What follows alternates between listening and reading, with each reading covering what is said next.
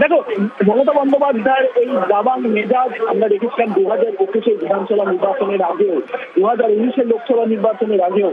কিন্তু এই দাবাং মেজাজ মমতা বন্দ্যোপাধ্যায় অবশ্যই বুঝে বুঝে যারা তৃণমূল কর্মী রয়েছেন, যারা ভোটের সময় আসল কাজটা করেন, তাদের কাছে এটা একটা বার্তা দেবে।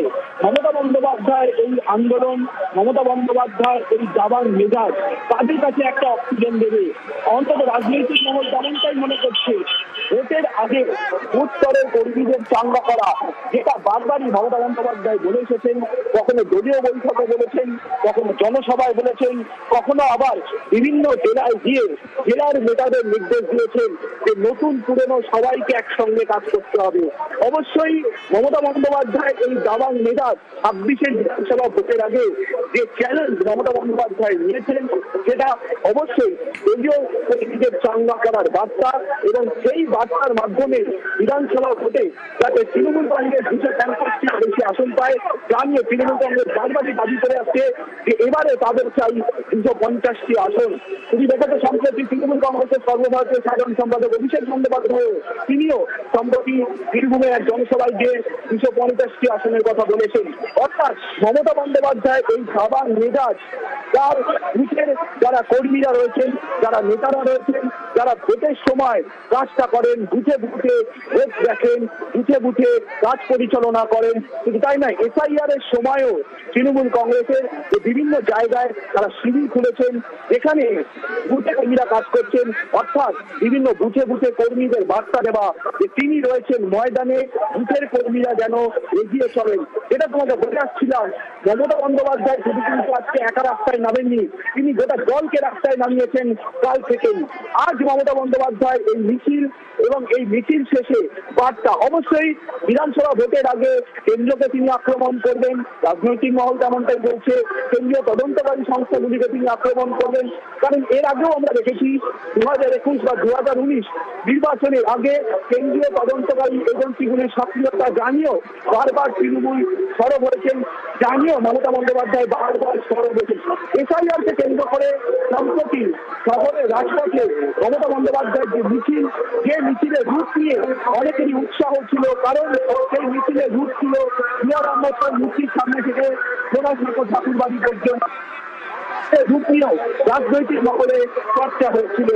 এই এটার মিছিল থেকে কিন্তু মমতা বন্দ্যোপাধ্যায় সুর সপ্তমে তুলেছিলেন ভোটের আগে সুর, কিন্তু আজকেও এই যে মিছিল হচ্ছে, এই মিছিল শেষে কেন্দ্রীয় তদন্তকারী সংস্থার বিরুদ্ধে সুর তুলবেন, এসআইআরকে কেন্দ্র করে ফের জাতীয় নির্বাচন কমিশনের বিরুদ্ধে সুর তুলবেন।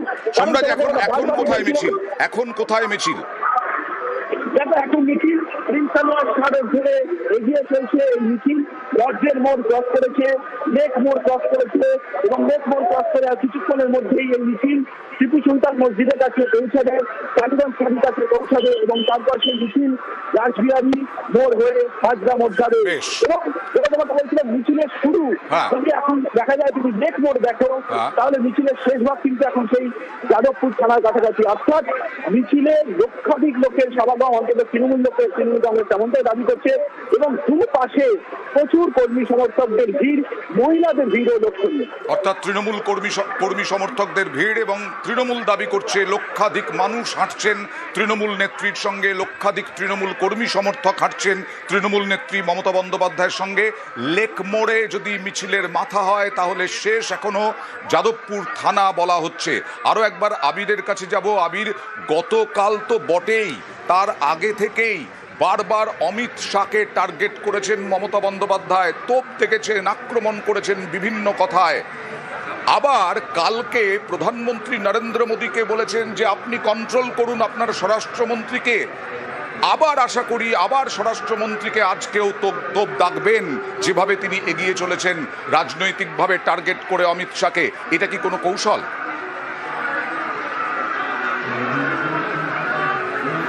দেখো, তার আগে একটা ছবি দেখিয়ে রাখবো তোমাকে, আমার চিত্র সাংবাদিক অসিতদাকে দেখাতে বলবো। বিভিন্ন পুরনো যে বাড়িগুলো রয়েছে প্রিন্স আনোয়ার শাহ রোডে, এখানে নবীনা সিনেমা হলের কাছে রয়েছে, বলা ভালো যোগেশ চন্দ্র চৌধুরী কলেজের পাশে। তার বিভিন্ন দুঃখের বাড়িগুলোর ওপরে দেখতে পাওয়া যাচ্ছে যে মহিলারা যারা রয়েছেন তারা দেখছেন মিছিলকে, তারা বেরিয়ে এসছেন। অর্থাৎ তুমি কিছুক্ষণ আগে বলছিলে না যে এই ধরনের মিছিলগুলোর ক্ষেত্রে ইউএসপি তৈরি কি থাকে, তো মমতা বন্দ্যোপাধ্যায়ের মিছিলের ক্ষেত্রে তারা চান তিনি পথে নামলে যেন সব মানুষ তার এই রাজনৈতিক কর্মসূচিগুলোকে কানেক্ট করতে পারেন, ফলে সেটাকে অবশ্যই তারা তৈরি করে নিচ্ছেন এবং যে কারণে এই বিশেষ দিন বিশেষ সময়টাকে বাছাই করে এই বিশেষ রুটকে বাছাই করে করা হচ্ছে।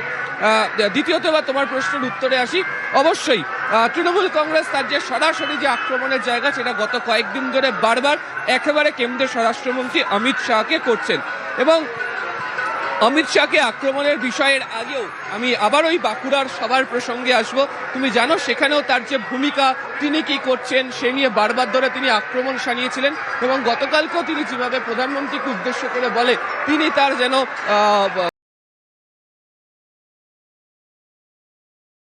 খুব উল্লেখযোগ্য যে বহুতল যেগুলো রয়েছে সে বহুতলেরও বিভিন্ন জানলাতে দেখতে পাওয়া যাচ্ছে প্রচুর মানুষ উপস্থিতি রয়েছে। এই ছবি এ কারণে উল্লেখযোগ্য বলবো তার কারণ শহরের ভোটে তৃণমূল কংগ্রেস মনে করে যে বহুতলের ভোটাররা নাকি তাদেরকে ভোট দেয় না এবং অতি সম্প্রতি মানিকতলা বিধানসভার উপনির্বাচনের সময় তৃণমূল কংগ্রেস প্রথম এই যে কারণে বহুতল নিয়ে ভোটারদেরকে নিয়ে আলাদা করে বৈঠক করেছিল। এবারও তাদের রাজনৈতিক কৌশলে সেই স্ট্র্যাটেজি এবারও রয়েছে। এবার কেন অমিত শাহকে বারবার ধরে তারা আক্রমণ করার চেষ্টা করছেন?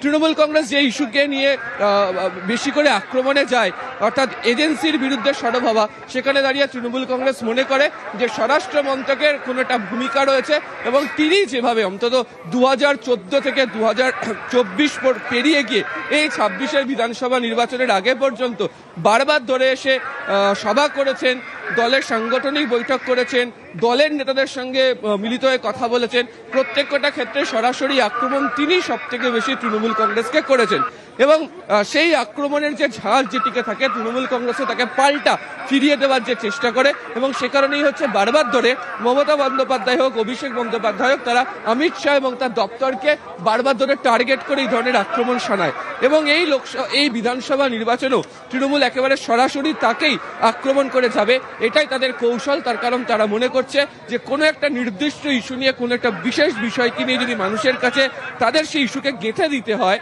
মানুষের মনে যাতে থাকে সে বিষয়কে যাতে তাদের তৈরি করে রাখতে হয়, তাহলে তাদের জন্য দরকার সেটিকে নিয়ে বারবার ধরে প্রচারে নিয়ে আসা এবং সেই কারণেই হচ্ছে একেবারে নির্দিষ্ট অমিত শাহ বা কেন্দ্রীয় স্বরাষ্ট্রমন্ত্রক এই দুজনকে টার্গেট করে তৃণমূল কংগ্রেসের তরফ থেকে প্রচার করছে।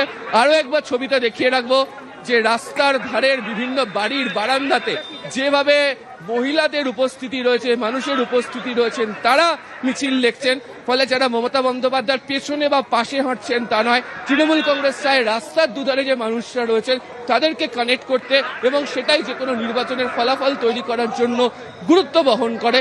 সেই কাজটাই মমতা বন্দ্যোপাধ্যায় জনসংযোগ যাত্রা বা মিছিলের ক্ষেত্রে আজকে করছেন। বেশ, আমি আসবো তোমার কাছে আরো একবার পরবর্তী